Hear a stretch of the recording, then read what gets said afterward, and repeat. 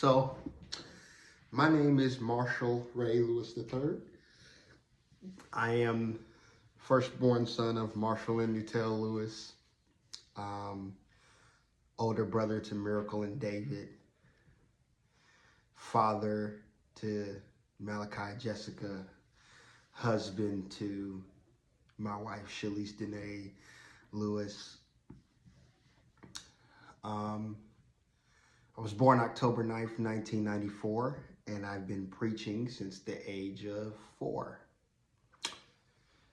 And this, of course, is the Sorry You Feel That Way documentary, documenting yet another album, another great album that is about to be released into the world for the saving of souls and bringing people to Jesus.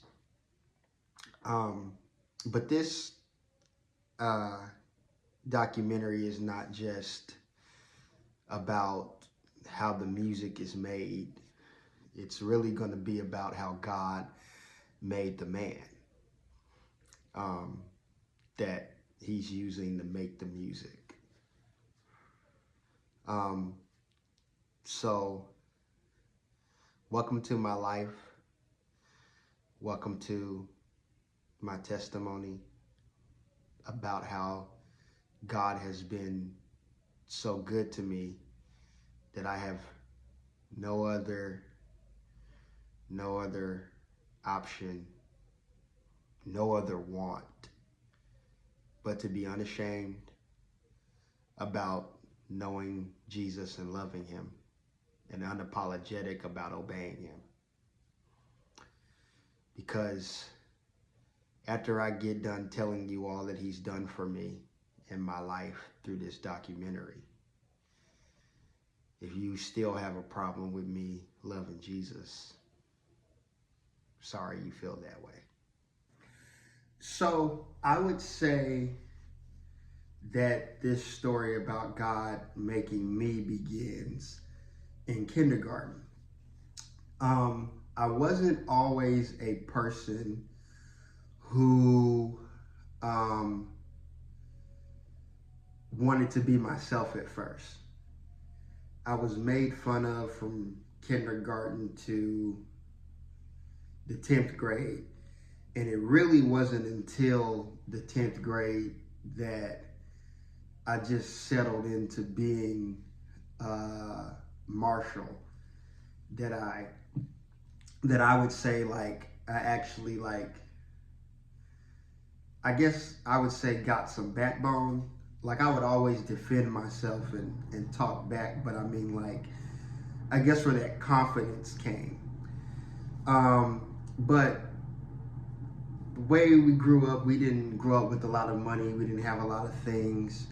So I would always be made fun of for not having, the latest clothes, the latest shoes and stuff. And so there was always this, I guess, thing in me from kindergarten to about 10th grade, to want to look like everybody else and be like everybody else. Let's not throw in on top of that church kid. So Monday through Friday, sometimes Monday through Sunday, always in church, singing in the little kids choir, Bible studies with the parents, Bible studies, Sunday service, Sunday night service, church picnic, revival, whatever we may be having that week. And so, not only not having what everybody else had, but not being able to do what everybody else do, not being able to go over everybody else's house, friends and family members included. Didn't know at that time that God was setting me apart.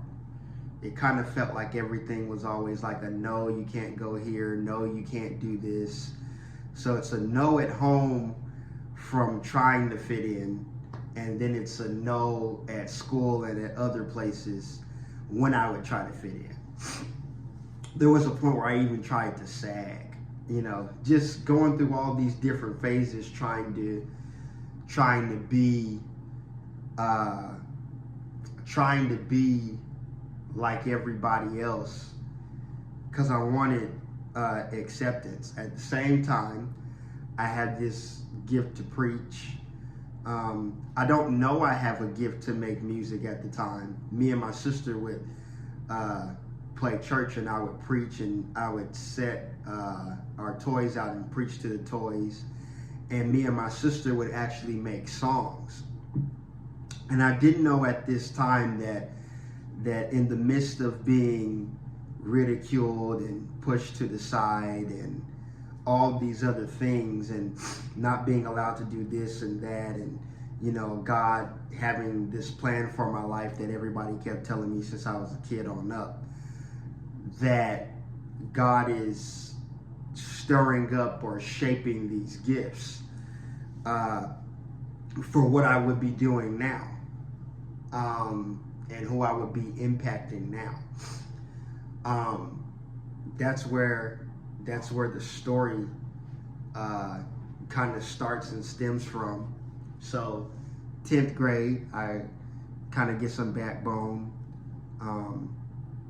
kind of get a little cooler, being more confident in Marshall, trying to figure out who that was very defensive and angry because of being bullied again from kindergarten to 10th grade. My thing was, wasn't nobody gonna talk to me, like they ain't got no sense, you know, just very defensive because I had got confidence but not dealt with my trauma. And I didn't know that you could get confidence and still not have dealt with the trauma of what you've gone through. And I've also realized that trauma is not dealt with until it's given to the Lord. That if I speak to the therapist but don't give the trauma to the Lord, it's a never-ending cycle of it always being there. So, you know, get confident, 10th grade, go to Navarro College after high school, decide I'm going to be an R&B singer. I discovered in high school that I got this gift to do music. I thought it was just kind of a hobby at first, but I would just be able to write a song, or I would hear this beat and stuff or whatever. So I was in like a couple groups in high school, trying to, you know, make it. Decided to go to Navarro College to be an R&B singer. Had a manager, was about to make an R&B album entitled Fire, and God just stopped everything because I wasn't supposed to be there. I called myself running away from God because of everything that we were going through at the time.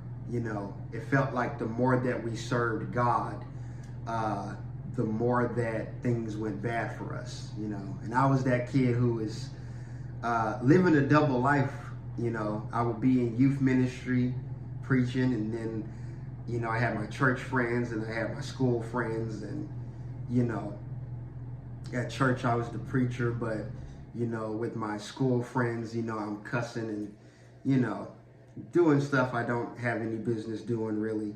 I never really did any drugs or drunk anything. I was still kind of, I guess the word for it would be square, if you will. But it was really just God keeping his hand on my life. But I go to Navarro College. I think I'm going to be an R&B singer. Doesn't work out. And I'm in my dorm room and I say this prayer. I say, Lord, I'm never going to leave you again. Save me. And I rededicate my life to God in the dorm room.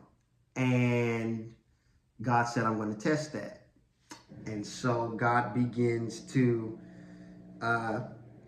you know, test me. And I go through all these trials and tribulations. And it was all to see, would I keep my promise to God?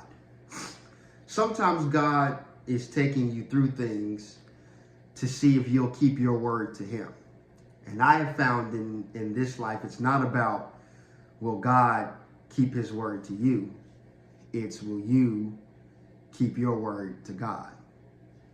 And so that's kind of where uh, this story about my life begins and takes off, about being unashamed.